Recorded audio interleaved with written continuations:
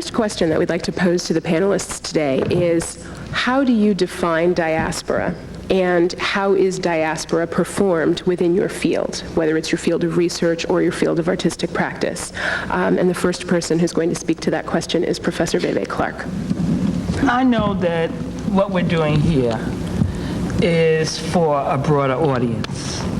So we may be spending more time on the introductions than we do on the talk. But I hope that each one of you who has been inspired enough to come out will come up and talk to each one of us. So to respond to that question, I always say that given that I taught what is known as negritude in 1968 in New York, when these were the first open school systems, public school systems, what you all know as open admissions, partially here, and then affirmative action. I was always seeking a place where I could talk about the Francophone or the French-speaking African writers. And so I felt I was on a journey. Let's not even go through all of that. You want to hear about performing diaspora. So what I say to people now is, I don't feel that I need to define diaspora anymore because it is so fluid at this point. All I can say to you is what I do, and I'll give you some examples, is no longer scholarship. I live in this world. And you may hear something very similar from others on the panel. And I want to make that distinction that the definitions will always be fluid. So let me tell you the 3 points that I want to make. I just finished with Professor Sarah Johnson from University of San Diego, a book on Katherine Dunham. And I was telling, some of my friends, I feel that after we finish this over 600-page book, I've been in a fight with Mike Tyson. And what I mean by that is, people become, when it comes to companies such as Katherine Dunham's that went from 1940s to 1965 with the last performance at the Apollo Theater in New York, people who are still alive, who are in the company, tend to get, how do I say it, they tend to claim territory that is not their own.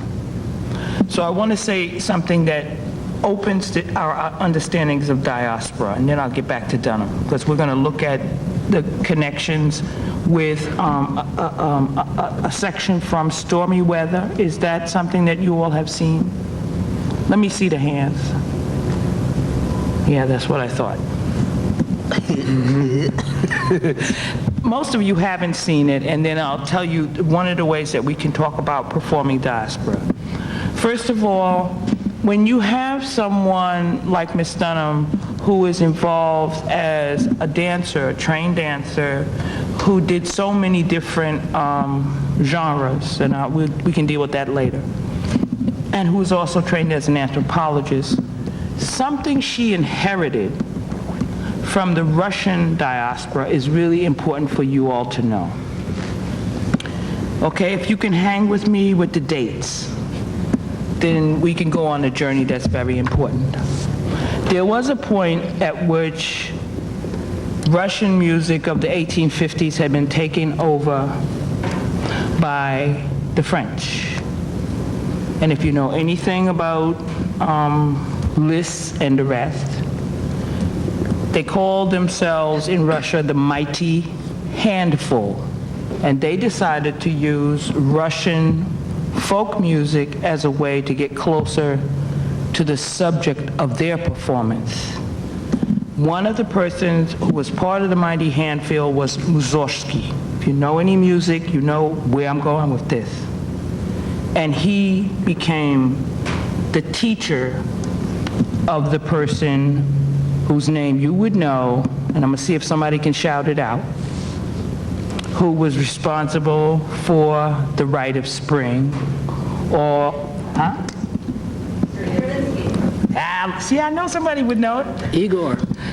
Igor Stravinsky, okay? And so we're talking about something that happened in 1917. It's saying it in French, le sac du printemps, or the rite of spring.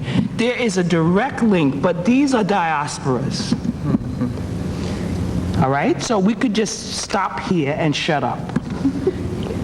However, Ms. Dunham and her teacher at the time, I don't want to go into that detail, decided that what they learned in the 30s from the Russian example of bringing folk knowledge onto the stage and dance, right, would be called a ballet nègre. And so Ms. Dunham's first piece called L'Agja is drawn from a martial arts dance from Martinique that looks so much like what people do here in Oakland. Don't start laughing. You know what I'm saying? Capoeira. But in the diaspora, Martinique is one of the few places that does have that version of martial arts. So you hear what I'm saying? Research to performance is not dead. It still is maintained at Brown University, right, on the East Coast. They have been working on research to performance since the late 70s and 80s.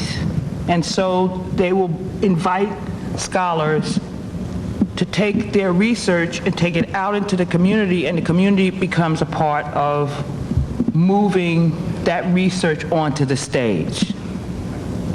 Okay, I gotta shut up soon. What you're gonna see, I wanna put in another context. And that comes from a Frenchman, and I love to argue with the French, given that I spent so much time in Douinel as of 1969, as a graduate student when I first came out here. Sometimes I go along with the deconstructionist stuff. The only one that I really, as a theorist, that I really have admired is Foucault.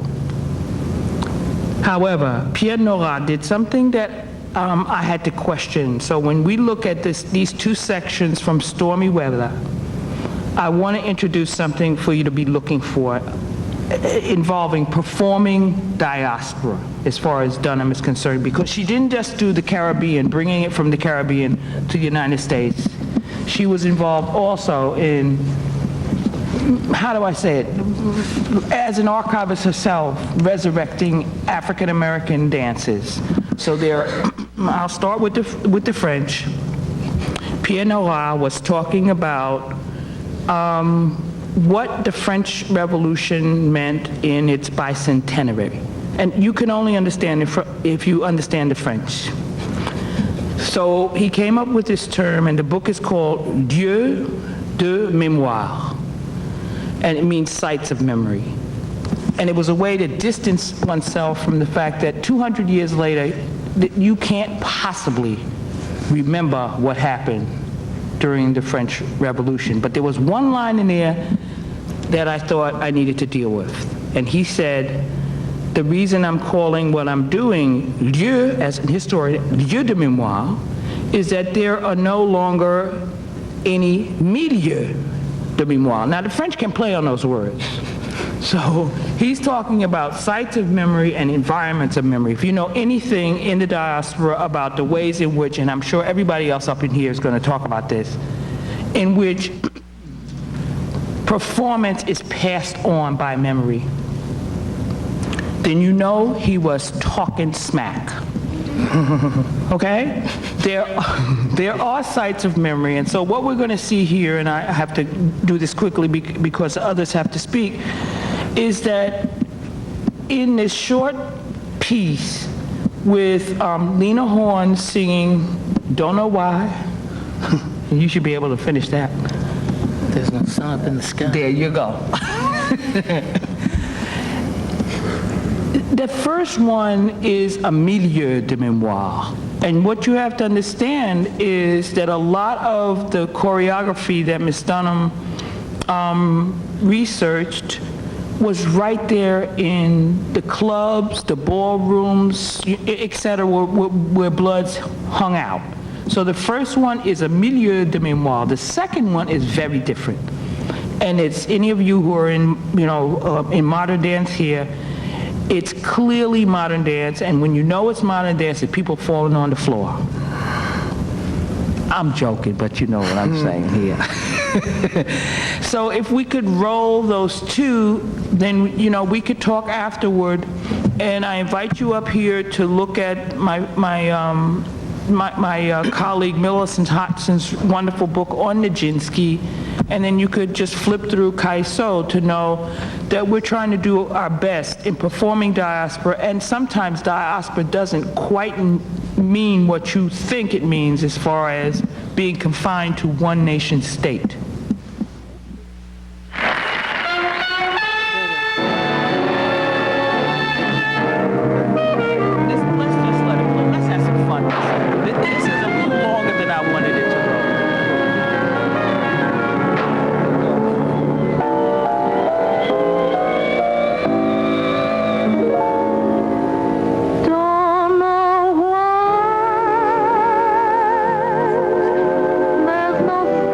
In the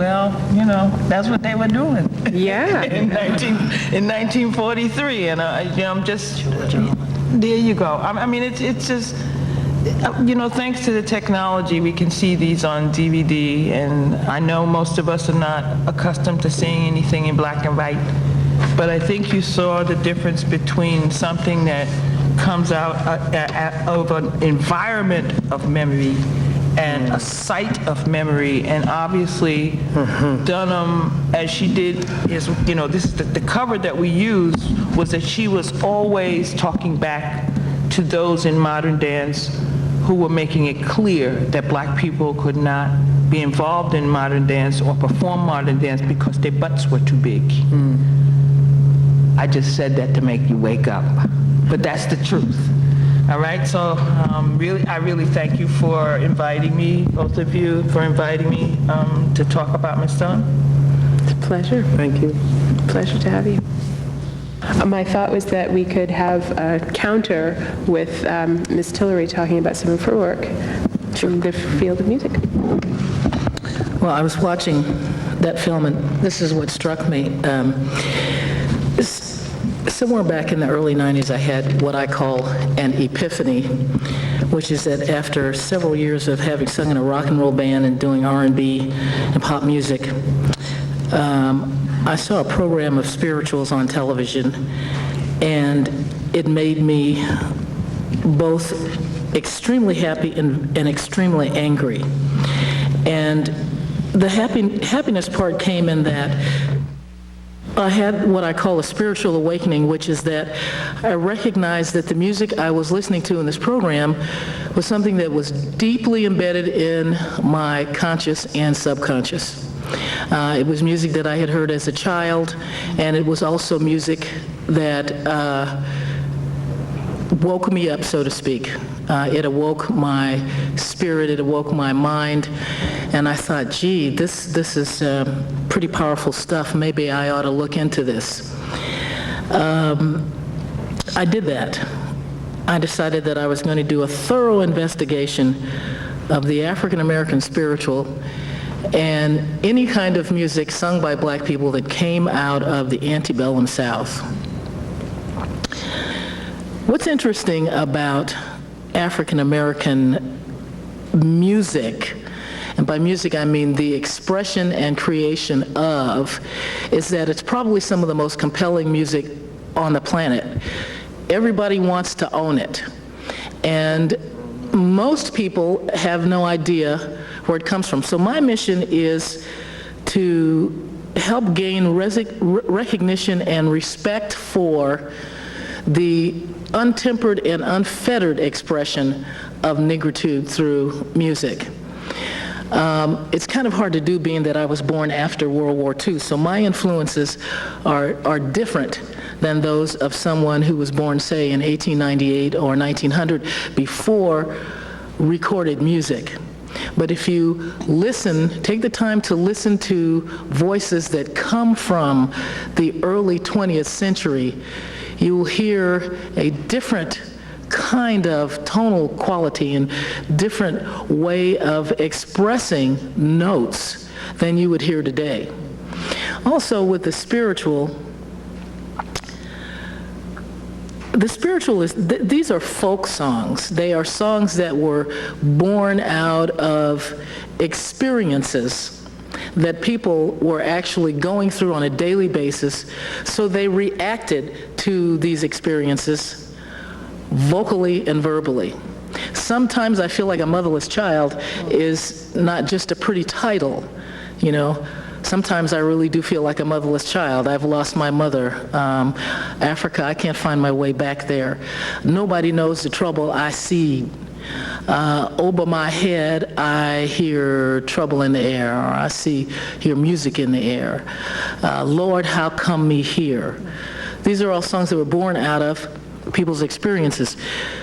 Now, if you were to go to Zellerbach Auditorium on a particular night when they have booked a diva, say a classically recognized diva, let's pick one, Jessie Norman. Let's pick pick another, Kathleen Battle. Let's pick another, Grace Bumbry.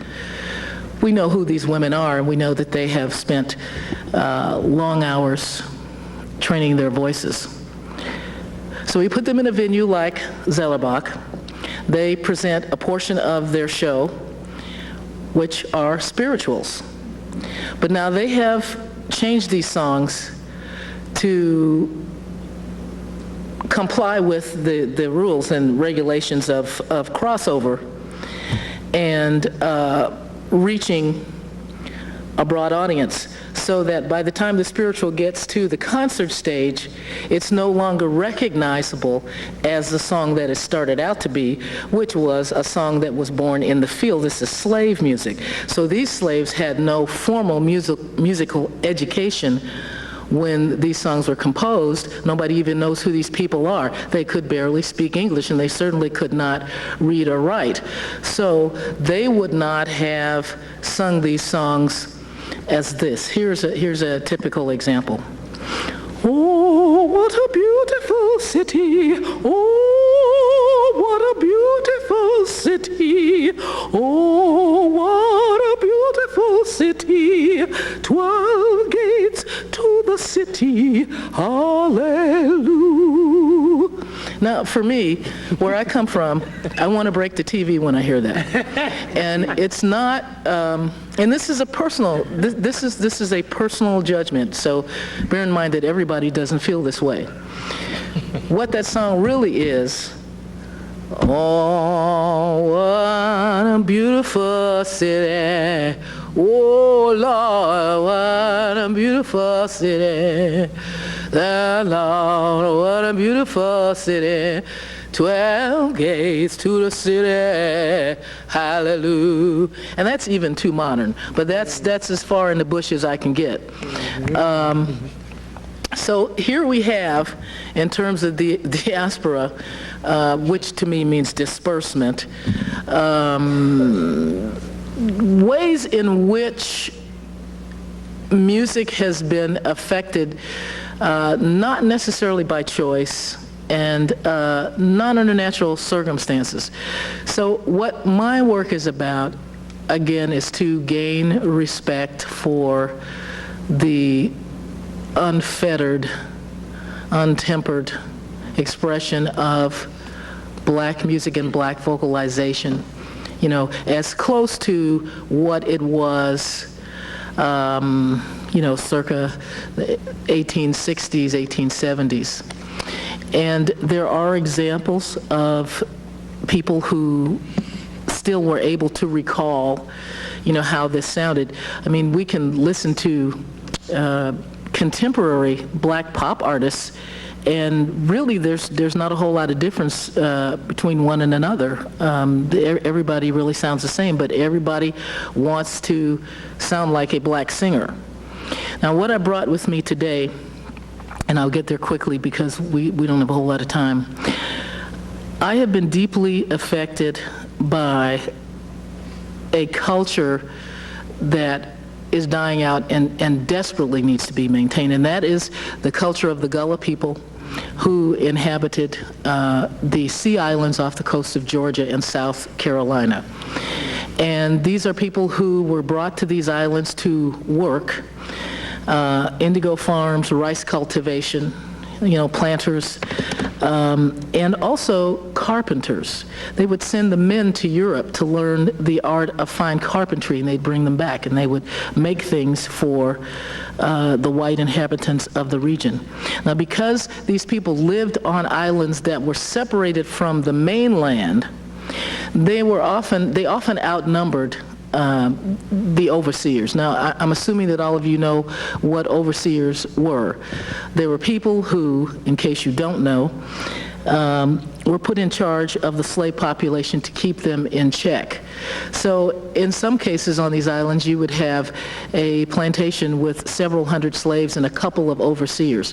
Overseer might get drunk at night, pass out, or the slaves might sneak off into the woods. They take their mortar and pestles, and they would put a skin over the mortar, and it would become a drum.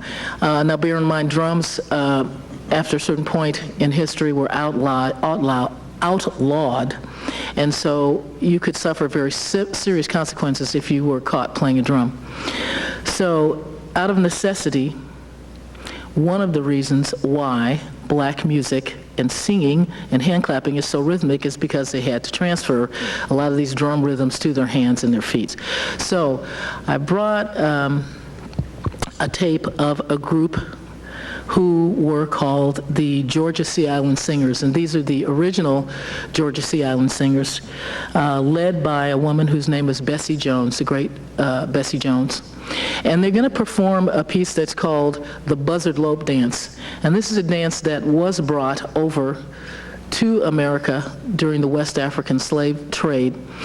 Initially, the dance was performed by a person who would imitate a turkey buzzard. And turkey buzzards are very awkward animals. And someone would throw a cloth on the floor, and that person would dance around that cloth. The cloth represented a dead cow or a dead mule. And this dancer would dance around this body, make gestures towards it, and at a particular time would grab up the cloth, which would signify that it had seized upon the flesh of this dead animal. Now, coming to America, the dancer came to represent an angel. The cloth came to represent the body of a dead slave. So at that point at which the seizure takes place, it is the angel seizing upon the soul of the dead slave, carrying it away to heaven. So we're going to watch now the Georgia Sea Island Singers doing the Buzzard Lope Dance. In those days, they put this something down on the floor and they dance around it like the buzzard would dance around a cow or dead cow, a mule or something. Well, that's the way they feel, see, according to how they were treated. You understand me? They felt that they were nothing but an old dead cow to throw away in the woods someplace. Mm-hmm. And then the buzzard would come around, you know, to pick up the cow. The angel was the buzzard that come pick up the soul out of the old cow. So me anywhere, Lord, and I know be down. So me anywhere, Lord, and I know be down. So me anywhere, Lord, and I know be down. So me anywhere, Lord, and I know be down. Don't care where you throw me, and I know be down. Let people go me, and I know be down. Don't care how you do me, and I know be down.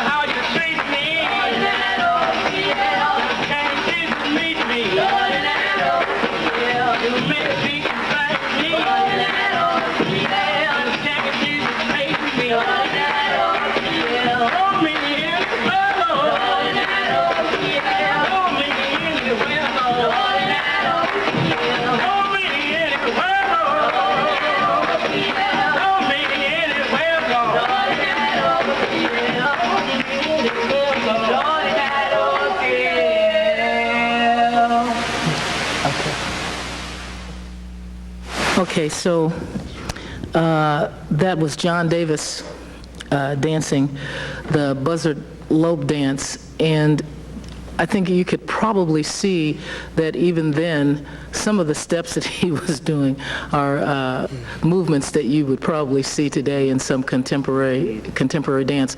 And the other thing that I want to call attention to about this group of people. There's no drum machines, no synthesizers, no polyphonic instruments, meaning no guitar, no piano or anything like that, but they have created what I call a seamless groove. If you were listening, there were no groove killers in that situation. And that is, making reference to what you said earlier, Vive, one of the ways in which oral communication is so significant and important in African American culture. Mahalia Jackson says that I was born with a song in my mouth. Well, she learned it from the time she was a child, and this is the way that oral history comes about. Now, interestingly enough, when you were doing your introduction on me, Brandy, you were talking about our recent trips to Canada, and I was thinking, the biggest fan base for my group is in Western Canada. So there are a whole bunch of Canadians who have heard authentic African American roots music. Through them, this music will stay alive. And if they're honest about what they heard and where they got it from, they will be able to tell people exactly where this music comes from. That's what oral tradition is about.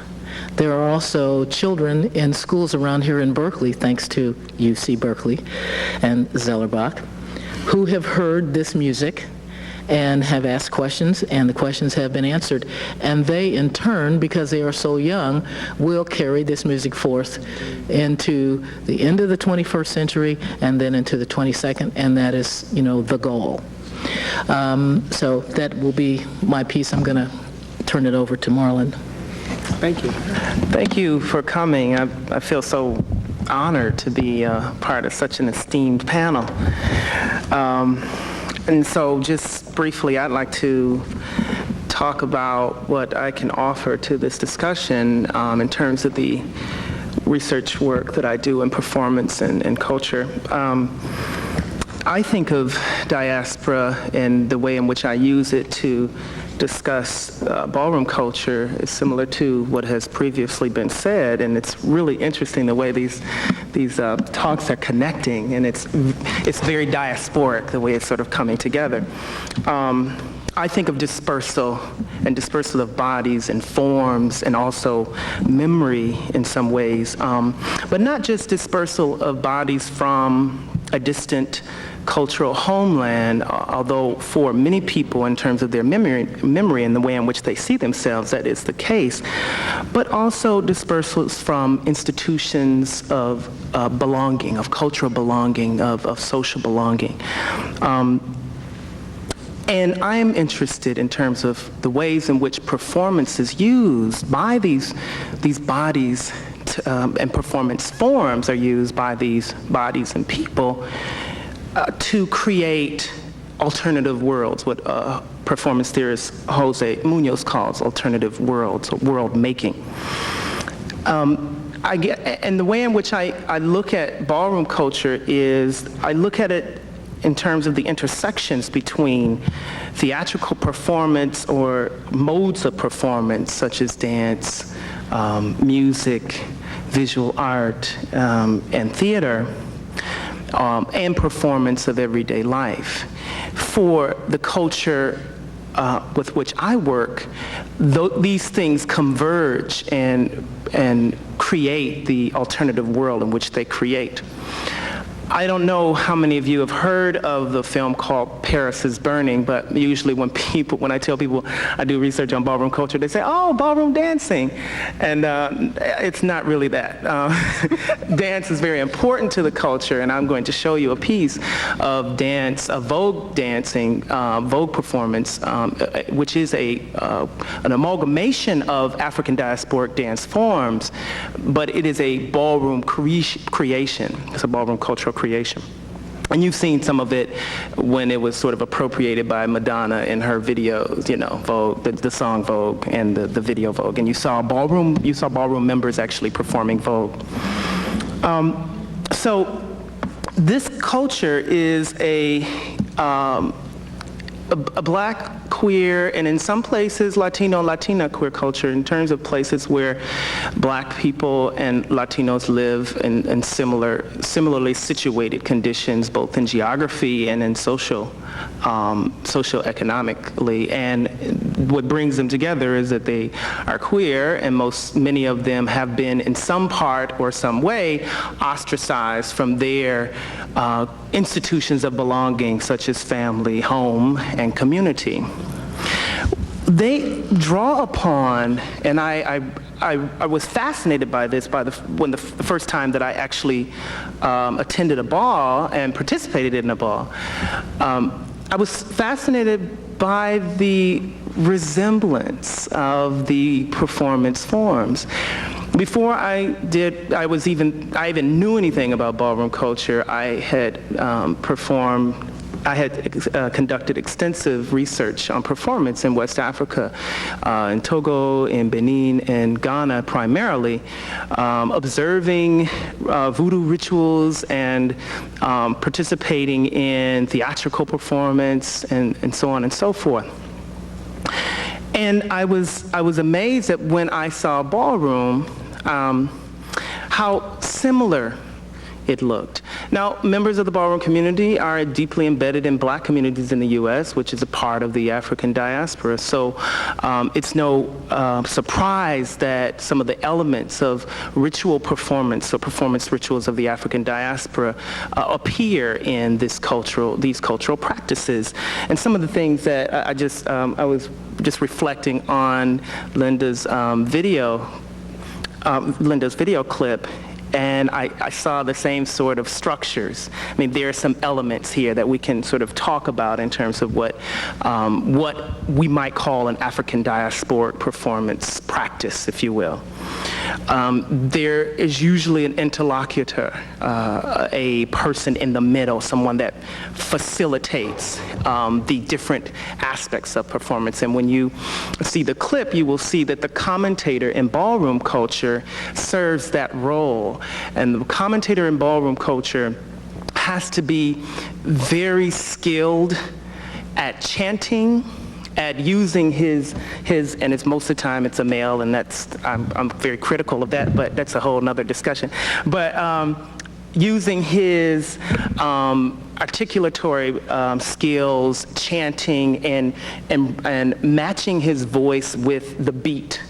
You'll see that, and there is an interrelationship between the movements of the Vogue performers, and they have to do this, they're required to match the commentator who is matching the music.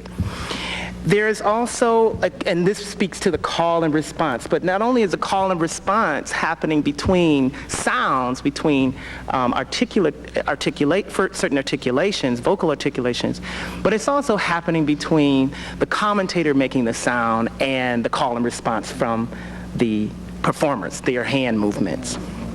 And then the audience. I call this a system of performance at balls, and I call these ball rituals.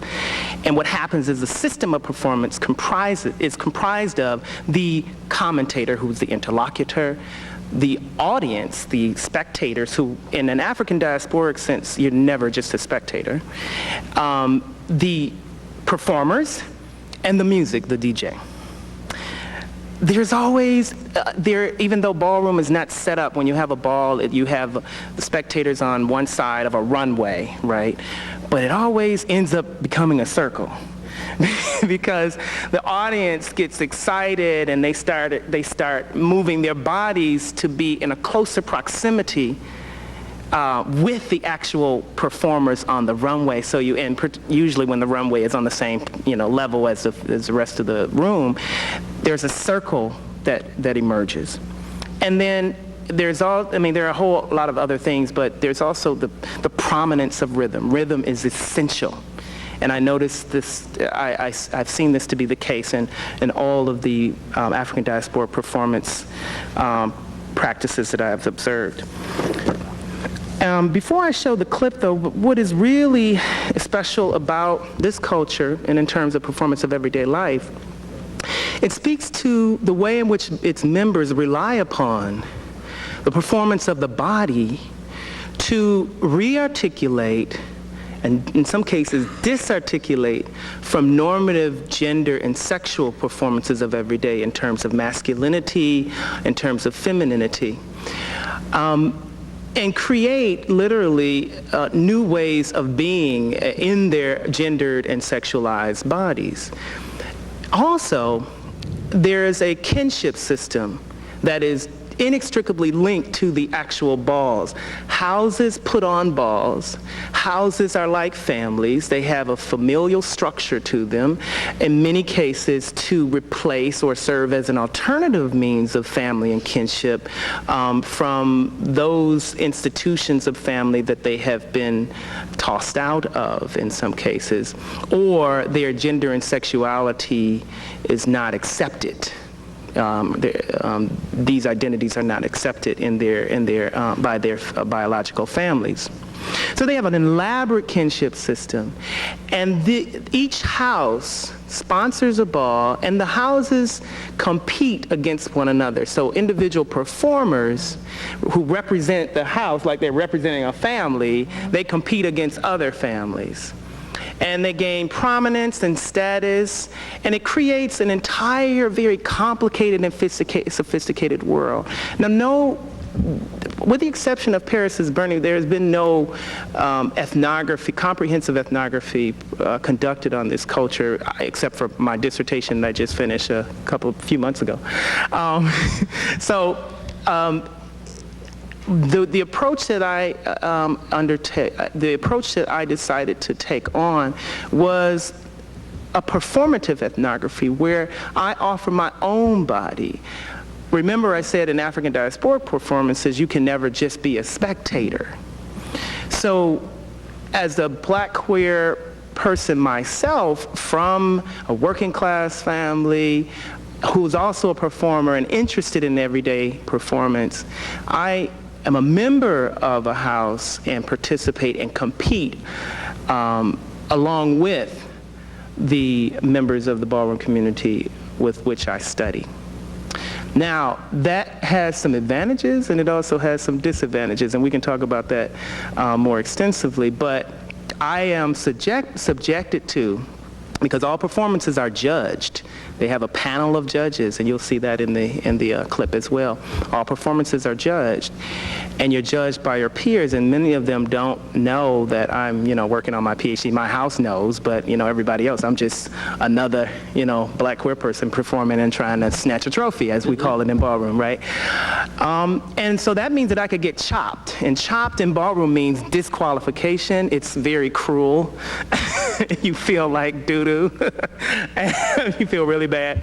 And so it creates a lot of anxiety and fear for me, because it is a form of judgment that happens within the community because they've set up their own sort of standards of status. So this is the way in which performance, and as it has done in other African diasporic communities or communities that have been displaced, that have had to reconstitute themselves, this is what ballroom culture has done. So what you will be seeing is just a brief clip of a ball that has it's a Vogue battle. And in balls, battles are when you have one person competing against another one in front of the panel of judges, and they're competing like they're going to lose their life if they lose, right? And it's just pay attention to the commentator. You'll be able to hear the commentator in the background. You'll be able to hear the music a bit, and you'll see the excitement, and you'll see the way in which the movements of the body coincide with the rhythm that the commentator is creating alongside the DJ or the music.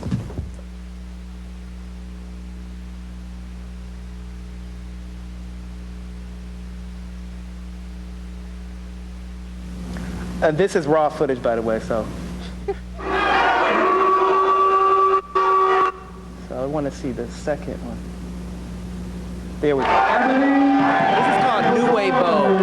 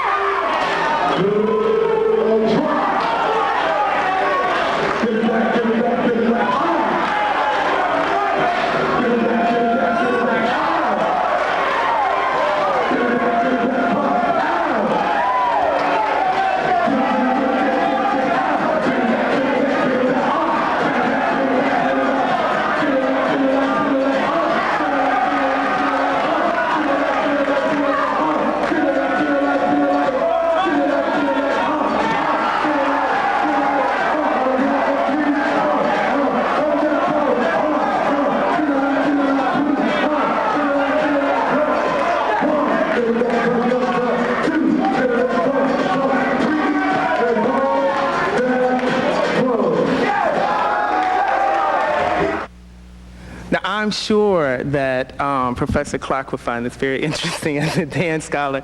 I don't know what happened to Reggie, but you can see the various dance forms, the sort of combination of street dance, and you mentioned capoeira, and I mean, all of these forms have been brought together, aspects of them, break dancing, they've been brought together to create this dance form. Now, Old Way, I didn't show you a clip of Old Way, but Old Way is it's a more staccato, slow movement, but as you see, the new way voguing, it involves dips, duck walks, turns and spins, and I don't know how they do that. So, but it just speaks to the sort of interrelationship between the different uses and ways in which performance creates a community and the actual connections of different performance forms throughout the diaspora that are undertaken by this Black queer community in the United States. Now, ballroom has expanded since the days of Paris is Burning. Paris is Burning came out in 1990 as a film by Jenny Livingston, and the ethnographic part of her film was taken in the late 80s in Harlem, New York. Now ballroom exists in every major city across the country. My ethnography was based in Detroit, Michigan. And there are houses that have different chapters, and they have national house structures, where the national house is in New York, and then you have different chapters all over the country, and you have house mothers, overall house mothers, so it's a very extensive thing. So I will be here to answer any questions about it, but thank you for allowing me to discuss it. Professor Guilbeault.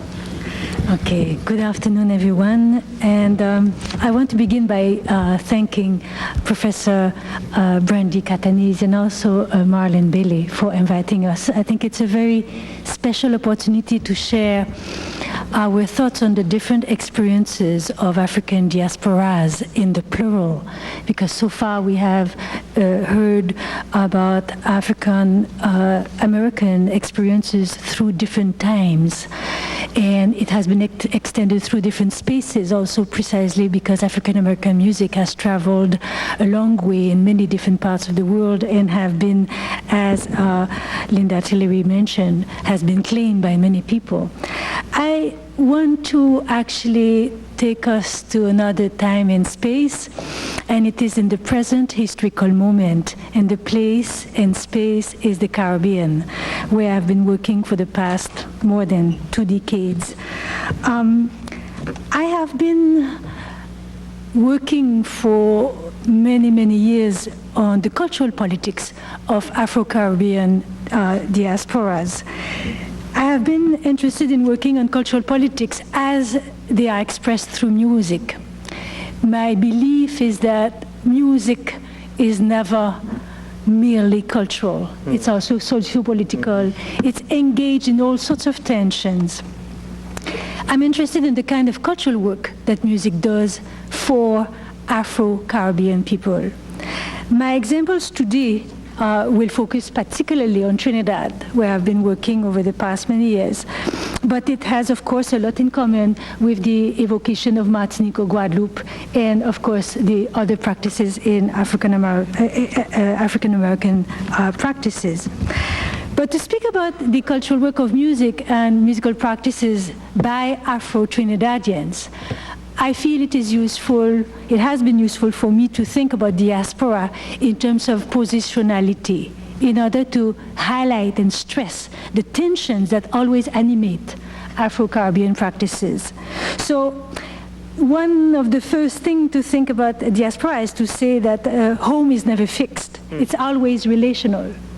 So one of the first ways to think about diaspora is, of course, to think along the lines that were evoked just now, that is, historically dynamic relationship between a homeland and an enforced dispersal. But also in the Caribbean, one has to speak about a double displacement oftentimes from the motherland, Africa, to the Caribbean, and then oftentimes to other host countries that many Caribbean people experience. Stuart Hall, the cultural critic that is probably known to many here, views such an experience as a double inscription that is part of the colonial legacy, the legacy of the colonial regime that work in two polarized spaces, the metropolis and the post-colony. So in fact, Stuart Hall says that he had to go to England to learn that he was black.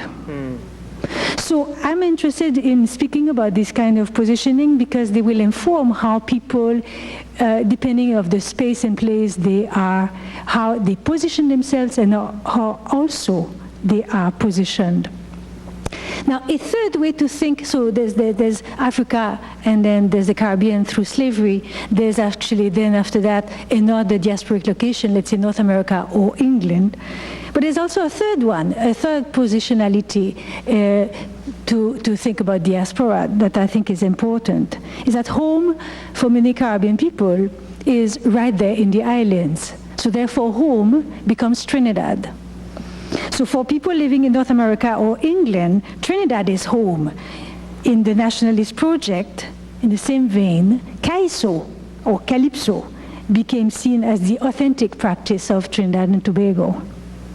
So what it means is that the imagined home of return is not necessarily Africa in the Caribbean, even though the relationship is there always. So home is not fixed, it is relational. And here I want to refer to the complex traveling and entanglements of musicians by just giving an anecdote, for example. This is just to evoke the many connections that are ongoing among artists of the Caribbean, and here I'm referring to Trinidadian artists. And here is an example. 3 years after arriving from Jamaica to England on a boat, the MV Windrush, Lord Kitchener, whose sobriquet evokes imperial circuits traveled by the famous British colonial officer in India and Egypt, sang "London is the place for me" in 1951. 2 years later, he wrote "Africa, my home." After opening his own club in Manchester, touring the United States for 6 months, and staying in England for a few more years, he returned to Trinidad in 1963. Now, that shows that actually when he's in England, he is also a Caribbean person. And when he is, of course, thinking within the Caribbean population in England, he is Trinidadian. C.L.R. James, a very important thinker of the Caribbean, has seen the Calypsonian as a nationalist subject. But for C.L.R. James, the nation was pan-Caribbean, which adds to another layer, actually, in the way artists position themselves in and outside the Caribbean. A fourth way to think about diaspora in the Caribbean is within the nation, among discrepant diasporas. And by this I mean Afro-Trinidadian diaspora and East Indian diaspora living together in Trinidad. Like any musical scenes, diasporas are not fixed, but they're radically shaped by power relations and constantly redefined to mark boundaries of exclusion. And on this, I want to segue, in fact, with some soundings that will actually present some sounds that are associated with Afro-Trinidadians. And then I will actually show short, very brief clips that actually show how these music, Afro-Trinidadian music, are never actually functioning as an island, as it were, but they are always enmeshed and entangled with many other musics with whom the artists cohabit. So I'd like to just give you an idea of the sound of soca.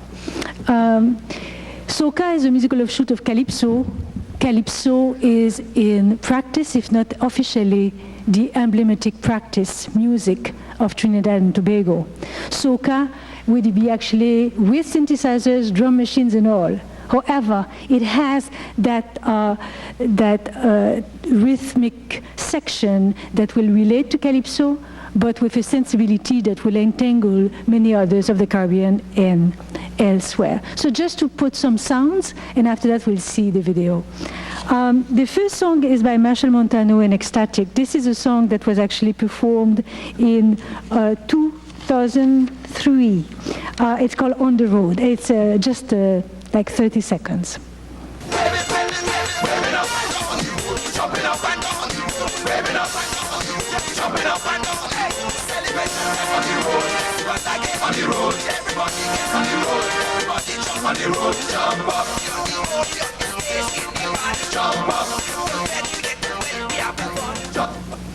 Okay, we'll hear another one, and this is called Madman, just very briefly. And this is, of course, as you realize, a music directly from Carnival.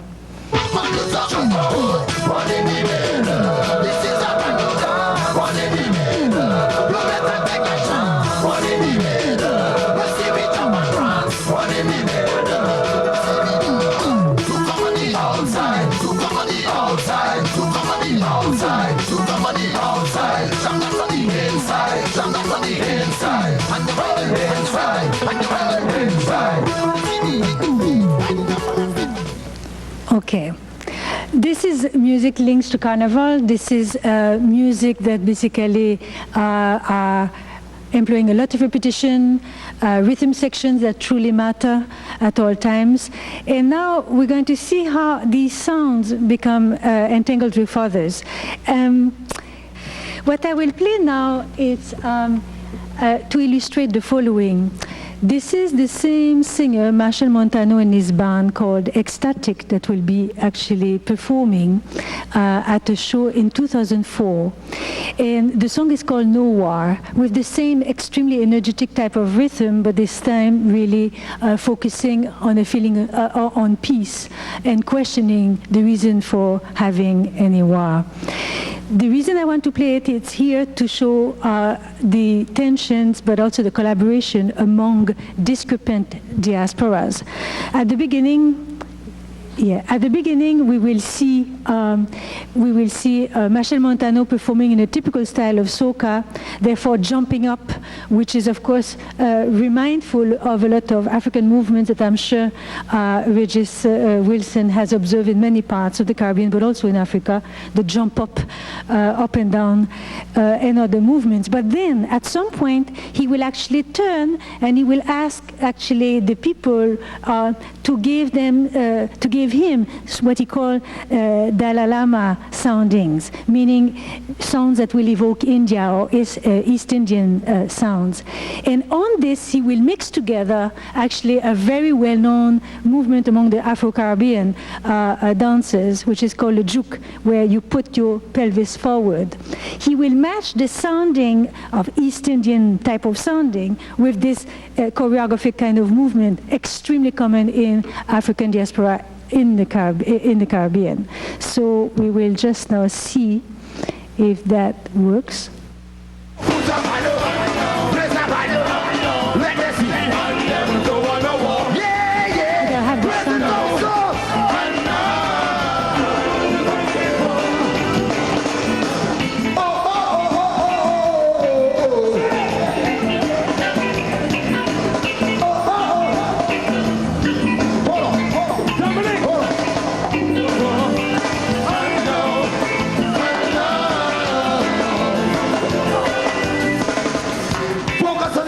This is here where the East Indian sounds are coming. I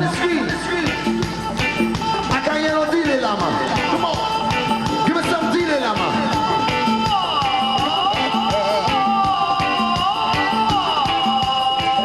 Make him sing, Willie. Here we go. Stick it down like this. Watch him. Stick it. Stick it.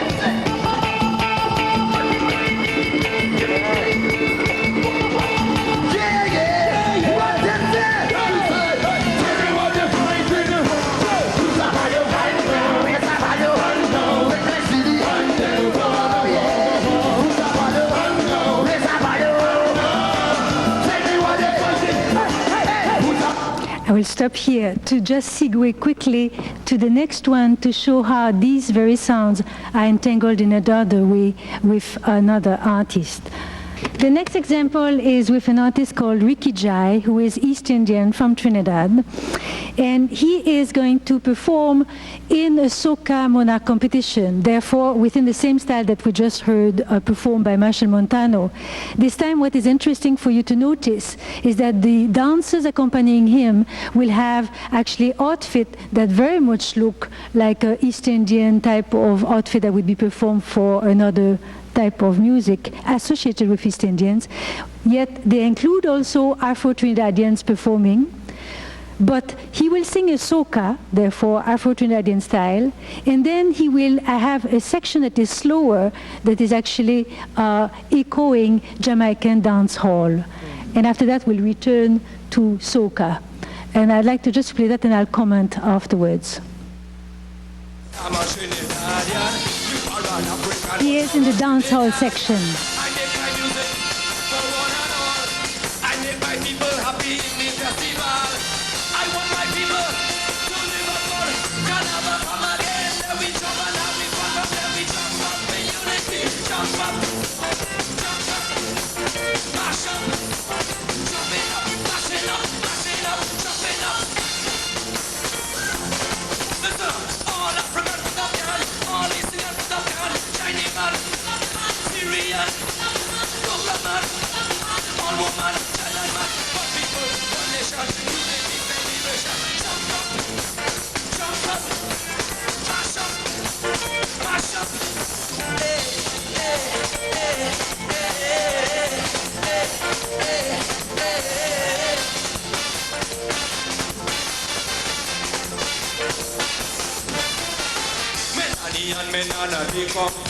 Dance hall style.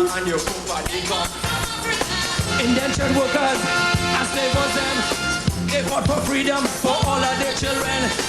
It was a struggle, but in the end they won. Carnival is with freedom, then we jump and now we bottom, then we jump up, mash up, jumping up. I coined an expression to describe what's happening here. I call this audible entanglements. In this case, it's not only audible because we actually viewed it. This is at the end of Carnival when the voices are very strained because they have been singing every night, hours and hours on end. What is there is the energy, this sense of really coming together. However, my stress here is to speak about audible entanglements, but not as though they are all harmonious. I want to speak about the tensions. Audible entanglements for sound sites, moments, and mode of its enunciation articulated through musical practices. They are not merely musical. Audible entanglements through competitions assemble social relations, cultural expressions, and political formations. And I want to linger a little bit on the political formation. The fact that the East Indian had to perform soca in order to be part of the carnival scene that is serving as the authenticating space for a national subject is telling a lot about the positioning of Afro-Trinidadians in the sphere of nationalist politics. What I'm getting at here is that the issue of authenticity in Afro-Trinidadian music is foregrounded in many ways and tied with the national politics. Calypso, soca, the musical offshoot, has been part of a nationalist project that has been linked with politics of exclusion. Many people outside of the Caribbean know very little or at all the fact that half of the population in Trinidad is East Indians. And yet they come together in quite interesting ways, however, always in tensions, with never actually an equal place in the social hierarchy. That brings me to the fact that hybridity has been part of the nationalist discourse about unity in the Caribbean, in many islands, including Trinidad. However, Calypso has been the selective tradition to represent Trinidad. And I use the term selective tradition in the sense of Raymond Williams. That is something that is actually over other musical practices, that actually is doing cultural work to present a particular sensibility in connection with others, other African diasporas in the United States, in other parts of the world, and as well as in Africa. But it also has put aside other musical practices, including Afro-Trinidadians, for example, who know about the bongo tradition related to the funeral wakes in Trinidad. Who knows, for example, about the Orisha cult, apart from a few. These musics have not made it in the limelight. So I have been interested in speaking about African diasporic practices in relationship to the cultural politics that they help enunciate and with which they actually position themselves. In that sense, it has elevated calypso above all other music. So what I want to conclude with, and I want to turn to our next speaker here, is that to think about African diaspora, in my view, is extremely important to go beyond the fact that they are homogeneous. And I find that at the same time, while we highlight the for example, common sensibilities they share, it is also very important to situate them in the different distinct socio-political economic contexts in which they emerge, because it will also highlight how the sensibilities have actually taken on all sorts of qualities and a sentiment of solidarities in very particular milieu. African diasporic ones as well as non-Afro diasporic ones. Thank you. Good afternoon, good evening, which we might be close to. It's a great pleasure to be here serving on this panel with all of you. There are tons of things came up as you guys talked, and I feel like I want to talk a little bit less and maybe show, because I'm actually showing some of my own work. But a couple of things came up to me that definitely, this idea of diaspora, to me is very much about a dispersal of a people or a culture. And I don't know if what the actual dictionary definition is, or whether it's forced or happens in other types of ways. And sometimes we get caught up in, I don't know if that definition also is specific to if it's dispersal of people or a people, whether that be Jewish, Indian, African, or African American, or Trinidadian, or Caribbean. I think you can look at it and problematize it in a lot of different ways. Another thing that kind of, where my head's kind of reached at in hearing a bunch of this, is a question that I had a long time ago when I started to make my work, which somehow the best way, and I still don't know that I figured out a better way to express it, is how do you convince someone that you are a human being when everything that makes up who you are is exactly the opposite of what they think makes up a human being. And I think that diaspora or dispersal, we carry a lot of assumptions about that. We carry a lot of assumptions about who is, when we go and look at other people, when we go look at ourselves, we carry assumptions about who we are, who this group of people is, and we carry assumptions about what they should be doing and how they should be relating to each other. And in creating contemporary performance myself, it becomes really kind of problematic trying to figure out how people are reading my work. And I've done a lot of research, and I had my own problems or issues with hearing in public venues or scenarios, Negro spirituals, and then I would look back on what I remember growing up hearing on Sunday church, sleeping through sometimes. They weren't the same, even though they were supposed to still be from the same culture and be the same thing, as Linda pointed out earlier, that sound wasn't the same sound, even though the words were the same, and the basic harmonies might be the same, but the way it was executed was very, very different.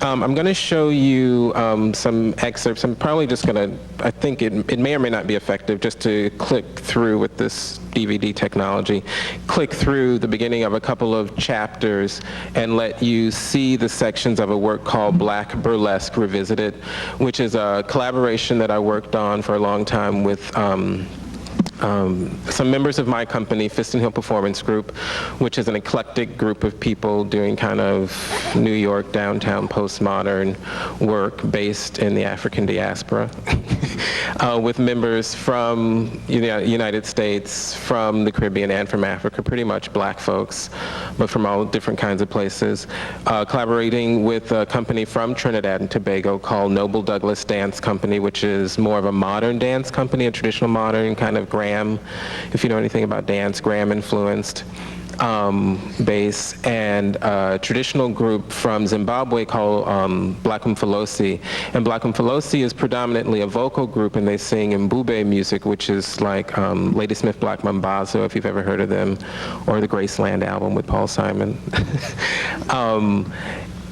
And we started working in 1996, and the project did not reach its completion until 2003 because of economics and traveling and trying to get to each other's kind of homelands and find out about the differences. And the piece kind of comes together.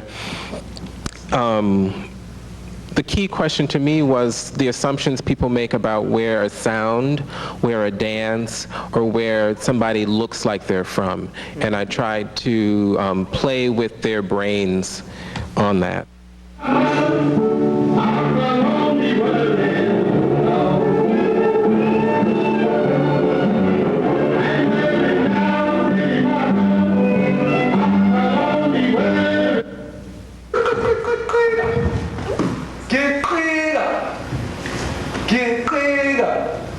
Okay, that's it.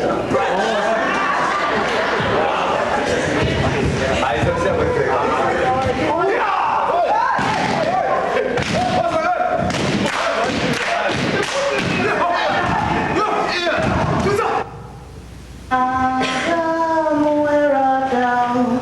Adam, where art thou? Adam hiding from the Lord. Adam in the garden hiding, hiding, hiding. Adam in the garden hiding.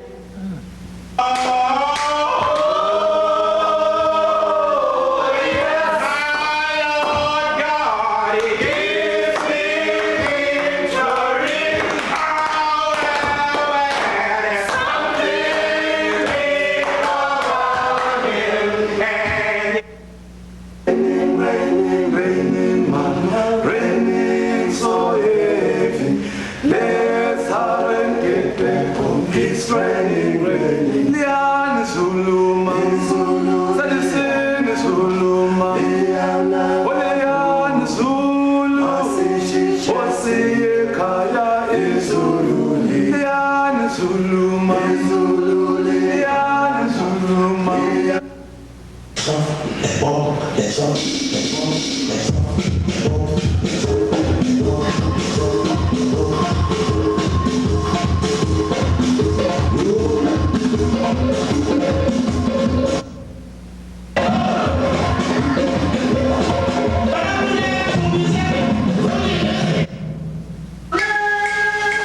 Mueve la sumirela con mueble. Waiting child, party me la ja, party somewhere, party somewhere, mueve la sumirela con mueble. Waiting child, party me la ja,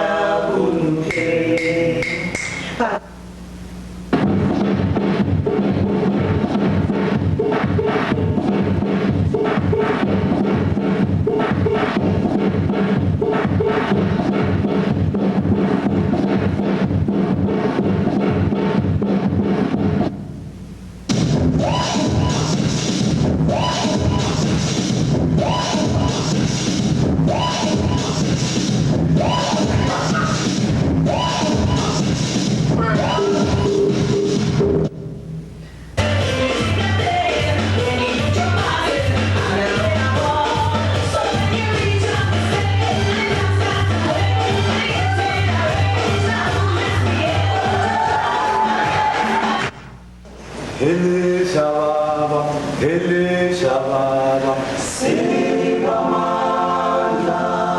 Oh, Elia, Elia, Elia, Elia, Elia, Elia, Elia, Elia, Elia, Elia, Elia, Elia, Elia, Elia, Elia. Hele Shababa, Hele Shababa, Sibamanda.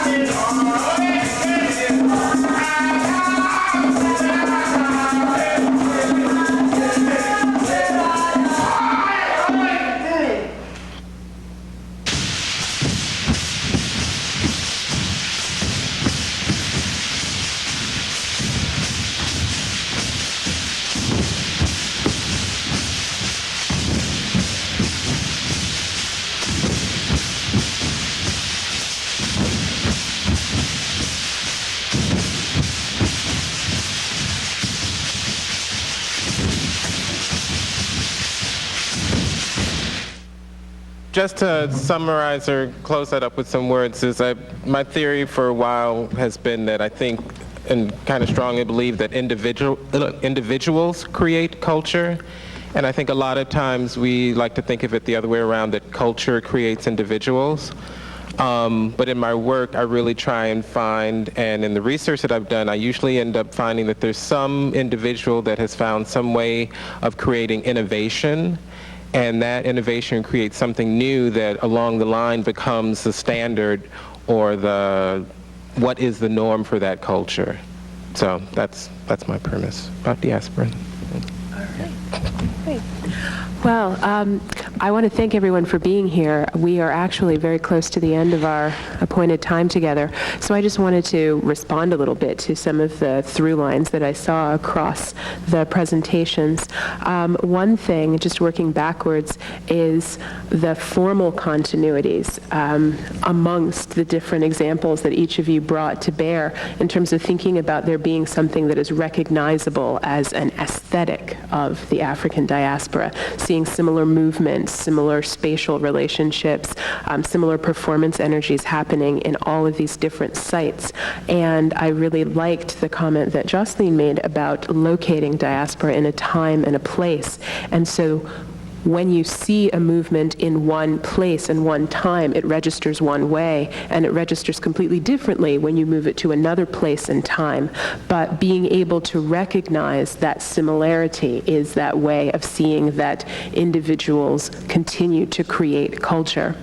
Another thing that stood out to me as you all were speaking and offering your examples is the sense that diaspora is a practice, part of why it is dynamic and nothing that we can pin down, and something that we have to think of in the plural rather than in the singular, is because people are constantly using performance to maintain relationships and to belong to one another and to belong to communities and nations. And this sense of belonging and the sense of rejection or buffering against a potential rejection is something that seems to come across through each of the different spaces, so that when you have the people in the Gullah Islands who are resisting and redefining their relationship to slavery and the afterlife, or you have Catherine Dunham resisting or redefining her relationship to modern dance traditions. You have queer performers who are redefining their relationship to family, redefining their relationship to performed identity categories, or you have artists in national contexts who are performing themselves into this national Trinidad and Tobago identity. It's really interesting to see when we ask, why do we continue to need to speak about performing diaspora? Why does it continue to be a way that we think about Black culture and the way that it gets experienced? It seems to be because time and place are so important, and getting to insert yourself into a culture, bring a culture to bear on your body, that performance is the place where that continues to be allowed to happen. So I just want to thank each of you for bringing these really wonderful examples of how and why diaspora continues to be performed today. A couple of people that I want to recognize before we have to say goodbye are people who helped to make this panel today happen in ways large, small, and everything in between. So in no particular order, I just want to say special thanks to Lisa Wymore, Michelle Rabkin, Jennifer Reel, Kate Matson, Eugene Palmer, Brian Fugelsang, Kate Duffley, Laura Abrams, Stephen Small, the Departments of Theater, Dance, and Performance Studies and African American Studies, and the Consortium for the Arts, as well as the folks at UCTV, and also many students who were involved in bringing the logistics of today together. So thank you all for being here, and thank you very much to each of you panelists for sharing your scholarship and your creativity with us today. Thank you.